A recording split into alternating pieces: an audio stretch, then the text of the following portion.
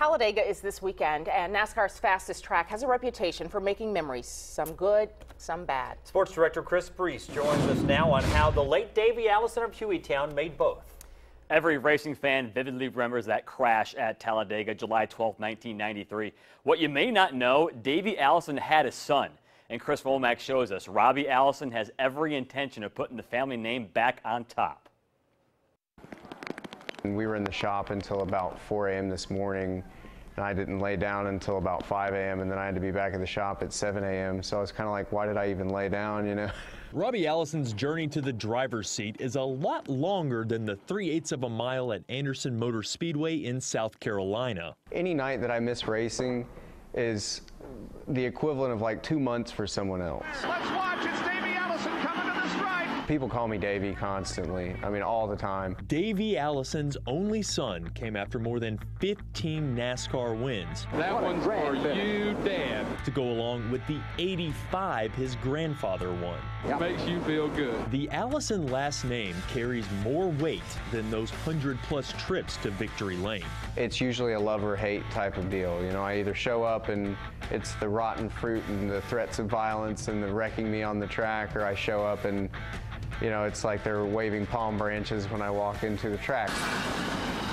A racing legacy that started in Hueytown, Alabama, culminated time after time, just a few miles east. Talladega is kind of the heart of that story for us. That heart has been filled with joy and broken here at Talladega.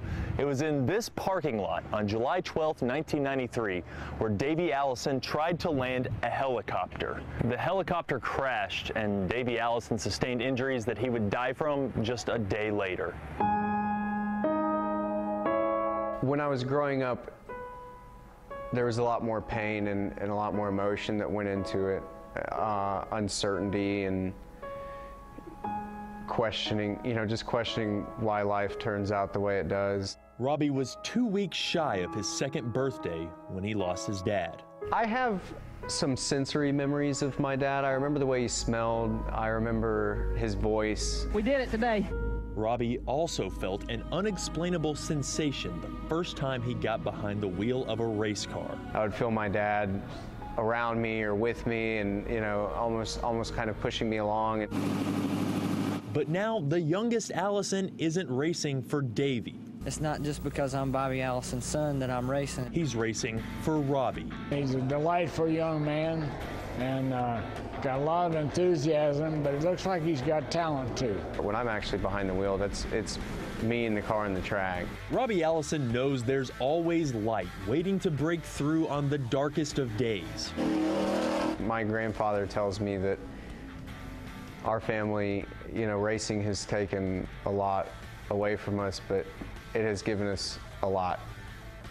A lot. And despite what Talladega took from him, He's a few feet away from the checkered flag. There it is, Davey Allison wins. he hopes it has at least one more gift for the Allisons. I've had dreams ever since I was probably 2 years old about running 200 miles an hour down the front stretch at Talladega and looking up in the stands and seeing the people just standing up on their feet, you know, and cheering. I can picture it like it's right in front of me. What is it about Talladega that produces these first-time winners?